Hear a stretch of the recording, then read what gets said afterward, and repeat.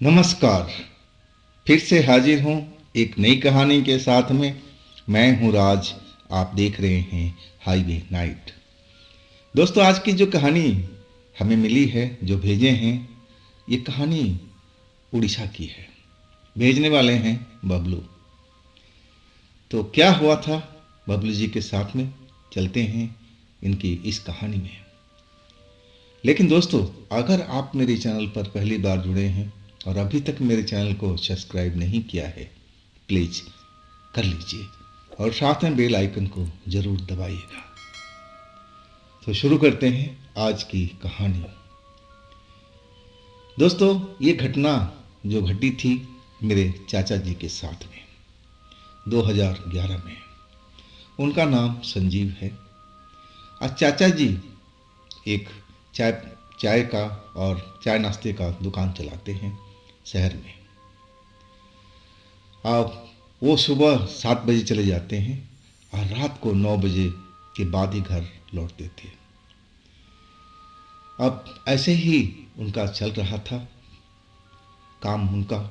अब वो आने जाने के लिए साइकिल का प्रयोग करते थे, क्योंकि उस दुकान से उनका जो घर था करीब 2.5 किलोमीटर की दूरी पर था। और एक रात उनको लेट हो चुका था। ग्राहक आ रहे थे दुकान पर और ग्राहकों को सामान देने, नाश्ता देने में, चाय पिलाने में टाइम कुछ ज़्यादा ही हो गया था। अब चले थे वो रात को 10 बजे के बाद।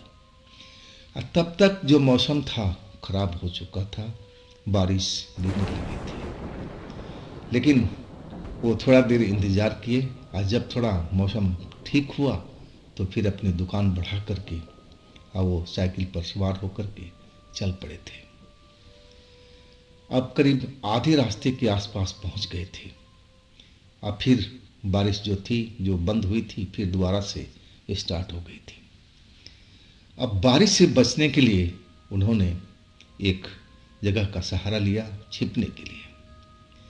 लेकिन उनको ये पता नहीं था कि जिस जगह पर वो छिपने जा रहे हैं, बारिश से बचने जा रहे हैं, वो जगह तो एक भूतहा जगह है।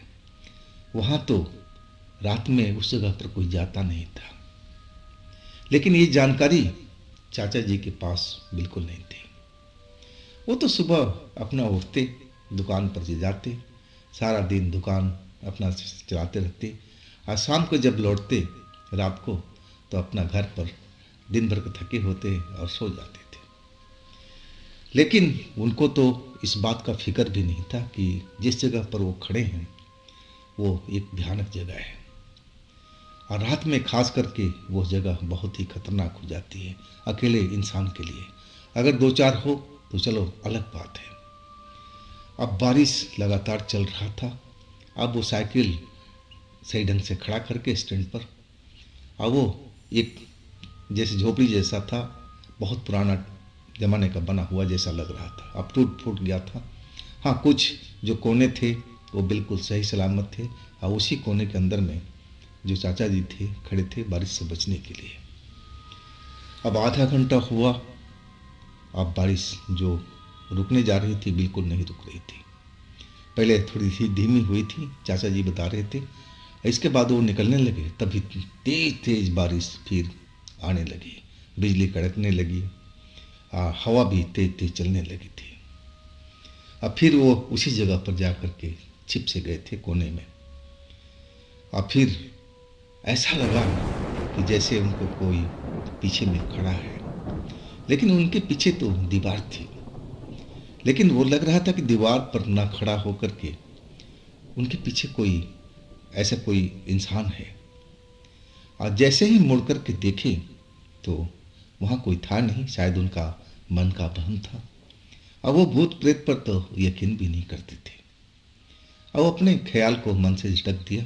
अब मन में सोचा कि अरे ये सब भूत प्रेत थोड़ी होता है दिमाग में। वो लगा उनका मन का ही भ्रम है और कुछ नहीं है। अब फिर उसी जगह पर खड़े हो गए, बारिश रुकने का इंतज़ार करने लगे। लेकिन बारिश जो थी वो तो रुकने की नाम ही नहीं ले रही थी। बिजली लगातार कड़क रही थी, तेज हवा चल रही थी और बारिश जोरदार गिर रही थी। अब वो जगह तो जो था जहाँ पर खड़े थे वो भी अब थोड़ा थोड़ा पानी से भरने लगा था। अब चाचा जी को लगा कि अब यहाँ ज़्यादा देर रुकना ठीक नहीं है और अब तो हम यहाँ पर भी भीग जाएंगे, और वो चलने का मन ही बनाए थे। और तभी लगा कि जैसे दो हाथ दीवार से निकले हो और उनको अपने हाथों से पूरा जकड़ लिया हो। अब जैसे ही उनको ये सब पता लगा, देखा कि उनके कमर के पास में दो हाथ एकदम आकर के चिपट गए। अब तो वो कांप गए थे देख करके। वो हाथ भी बहुत ही डरावना था, एकदम लग रहा था काले कलोटे बदसूरत हाथ, नाखून लंबी लंबी हुई पड़ी है। और चाचा जी को लगा कि जैसे उनका प्राण ही निकल जाएगा ये सब देख करके। उनको तो आज तक कभी भूत प्रेत पर यकीन नहीं हुआ था, तो ये तो होना ही था। अब चाचा जी तड़पने लगे, चिल्लाने लगे, लेकिन कितना चिल्लाते। बारिश तेज तेज चल रही है, हवा तेज तेज चल रही है, ऊपर से बिजली कड़क रही है। उनकी आवाज़ तो जैसे वहीं पर जैसे गूंज के रह जाती होगी। अब उस हाथ से अपने आप को छुड़ाने की कोशिश करने लगे, लेकिन वो छुड़ा नहीं पा रहे थे। जैसे लग रहा था कि पूरा बदन वो दीवार में धंसते जा रहे हैं, जैसे उस दीवार के अंदर में कोई है। अब पूरी जोर लगा करके उनको दीवार के अंदर खींच रहा है। अब उनके शरीर में पोर पोर में दर्द होने लगा था खिंचाव की वजह से। अब तो चाचा जी को लगा कि अब शायद बच नहीं पाएंगे, अब तो मौत निश्चित है। लेकिन अब करें तो क्या करें। मन में तरह तरह के उनके चल रहा था सोच कि अब इस भूत से, इस शैतान से कैसे बचा जाए, क्या किया जाए कि जिससे ये भूत हमें छोड़ दे, शैतान छोड़ दे और मैं बच जाऊं।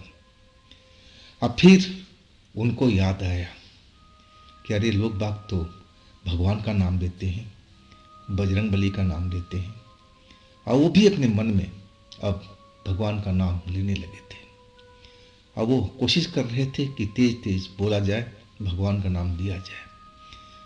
लेकिन वो मुंह से बोलना चाहते थे, लेकिन उनकी आवाज़ जो थी वो बाहर नहीं निकल रही थी। मन में तो कोशिश कर रहे थे कि मैं भगवान का नाम लूँ, जोर जोर से भगवान से मदद मांगूँ, पुकारूँ, लेकिन जो भी शक्ति उनको पकड़ रखी थी वो नहीं चाहती थी कि इनके मुंह से भगवान का नाम निकले। और कुछ ही देर के बाद में उनको लगने लगा कि अब मैं बच नहीं पाऊंगा। और तभी बिजली जोरदार कड़की। जैसे ही कड़की चमक दिखाई पड़ा तो उनको साइकिल के पास में, जहाँ उनकी साइकिल खड़ा था, और वहाँ पर एक सफ़ेद कपड़े में एक अधेड़ व्यक्ति, लंबी लंबी दाढ़ी, सफ़ेद सफ़ेद बाल, अब पूरा वस्त्र जो था बिल्कुल सफ़ेद था, वो साइकिल के पास दिखाई दिए बिजली की चमक में। और जैसे ही उनको दिखा वो तेज आवाज़ में चिल्लाना चाहा, लेकिन गले में जो आवाज़ थी वो घुट गई थी, आवाज़ ही नहीं निकल रही थी।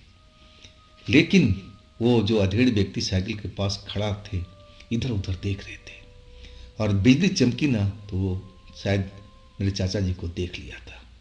ना जाने कौन थे वो और कैसे उस बारिश में उस जगह पर पहुँचे थे। अब जैसे ही चाचा जी नज़र आए उनको, और वो उनके पास चले गए थे। अब इतना ही चाचा जी को याद था कि वो अधेड़ व्यक्ति हमारे पास में आ रहे थे, और उसी वक्त में चाचा जी बेहोश हो गए थे। और जब होश उनको आया ना तो बारिश बंद हो चुकी थी, और वो अपने साइकिल के पास गिरे हुए थे। अब होश में आकर के अब देखना चाहा हर तरफ, अब अंधेरे के अलावा वहाँ पर कुछ भी नहीं दिखाई दे रहा था। अब तो लगा कि जैसे वो उन्होंने सपना देखा हो, ऐसा कुछ हुआ हो। लेकिन बारिश गिरी हुई थी, बारिश हुई थी, और वो उस जगह पर जहाँ वो छिपे थे वहाँ पानी भरा हुआ था। अब उनको लगने लगा कि जो उन्होंने देखा है, जो महसूस किया है, इनका ये कोई सपना नहीं हो सकता, ये तो सच्चाई है। तो आखिर वो भूत कहाँ गया, शैतान कहाँ गया, और वो सफ़ेद कपड़ों वाले इंसान कहाँ गए। और तभी उनको जैसे लगा कि कोई कान में बोल रहा हो कि भाई यहाँ से तू जल्दी से निकल ले, ये जगह यहाँ रुकने लायक नहीं है, नहीं तो कुछ भी हो सकता है। जैसे ये बात उनके कान में कोई बिल्कुल नज़दीक से बोल रहा, और वो आवाज़ सुन कर के अब चाचा जी बेहद डर चुके थे और उन्होंने अपनी साइकिल उठाई और अपने घर की तरफ चल पड़े तेज तेज पैडल मारते हुए। घर पर पहुंचे तो उनकी हालत बिगड़ने लगी थी डर के कारण। घर वालों को सारी बात बताया और फिर एक चारपाई पर वो सोने लगे थे। उनको लग रहा था कि थकावट बिल्कुल उनके शरीर में बढ़ती जा रही है, शरीर गर्म हो रहा है, बुखार आने लगा था। और फिर वो बेहोश से हो गए थे जैसे वहाँ पर हुए थे। और सपने में जो देखते हैं क्या कि वो उसी जगह पर हैं, उसी खंडहर के पास में, वो उसी जगह पर उसी कोने में। और वो जो दोनों हाथ है, अब पूरा शरीर उनको दिखाई दे रहा है। वो जो शरीर था ना, बस चेहरा उसको साफ नजर नहीं आ रहा था, धुंधला धुंधला सा चेहरा था, एक लंबा चौड़ा इंसान जैसा लग रहा था। अब वो चाचा जी को पकड़ना चाह रहा है और तभी सफ़ेद कपड़ों में जो इंसान उनको बचाया था उस रात में, और वो उनको नज़र आता है और उस शैतान को भगाने लगता है कि तू भाग जा, यहाँ से भाग जा, इस नौजवान को छोड़ दे, तो यहाँ से निकल जा, इसको तंग मत कर, इसको मारने की कोशिश मत कर। और फिर वो भूत शैतान वहाँ से भाग जाता है और वो सफ़ेद कपड़ों वाला इंसान चाचा जी के पास आते हैं और कहते हैं कि बेटा, रात के टाइम में ऐसी जगह पर मत रुका कर, देख मैं आज आसपास में था तो आ गया, लेकिन हर रोज़ तो मैं नहीं आऊँगा ना, तू अपना ध्यान रख और आगे से ऐसी गलती कभी मत करना। और इसके बाद चाचा जी की नींद खुल गई थी। पूरा शरीर पसीने से नहाया हुआ था, पूरा बदन डर से थर थर काँप रहा था। घर वाले उनके आसपास में थे, वो भी देख करके एकदम डर से गए थे, चौंक से गए थे कि क्या हो गया इनको। वो तो अपना चिंता फिक्र किए हुए थे, अब रात की बात थी, अब रात में क्या कर सकते थे। लेकिन उनका जो बुखार चढ़ा हुआ था अब वो उतरना शुरू हो गया था। अब धीरे धीरे आधे पौने घंटे के बाद में अब उनके शरीर में बुखार नाम का कोई चीज़ नहीं था, जो भी था वो सब कुछ खत्म हो गया था। और उनके जो दिल में दहशत बैठा हुआ था, डर था, अब वो धीरे धीरे कम होने लगा था। अब फिर वो एक तरह से स्वस्थ हो गए थे। अब रात जैसे तैसे उन लोगों ने बिताया, लेकिन उसके बाद चाचा जी को कोई तकलीफ नहीं हुई थी। अगले दिन डॉक्टर के पास पहुँचे तो डॉक्टर ने बोला इनको तो कोई तकलीफ नहीं है, ना तो बुखार है ना ऐसी कोई चीज़ है, और हाँ हो सकता है कमजोरी हो, तो मैं तो कुछ दवा लिख देता हूँ, इनको आप खिलाते रहिए, सब कुछ ठीक हो जाएगा। और तब जाकर के चाचा जी को, परिवार को लगा कि अब चाचा जी बिल्कुल ठीक है। अब फिर चाचा जी जो रात वाला सपना था वो सब कुछ बताए थे कि वही इंसान मेरे सपने में आया था और उसने मेरी मदद किया था। अब गांव जो घर वाले लोग थे वो सोचने लगे कि भाई ऐसा कौन हो सकता है, ज़रूर घर का कोई देवी देवता ही होंगे और ये मदद करने बच्चे के पास में आए होंगे। तो आखिरकार कोई भी घर का लोग पहचान नहीं पाए थे कि कौन था वो शख्स सफ़ेद कपड़ों वाला, और ना मेरे चाचा जी। लेकिन इतना तो जरूर जानते थे कि जो भी थे उनका शुभ चिंतक थे और कोई पुण्य आत्मा थे, जो उस रात उन्होंने मेरे चाचा जी की जान बचाई थी। तो दोस्तों, ये थी आज की कहानी।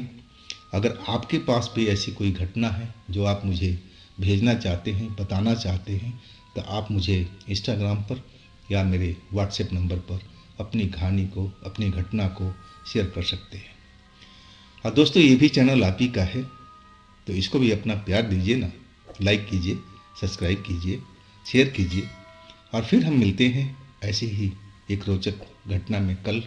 आप लोग अपना ख्याल रखिएगा। नमस्कार।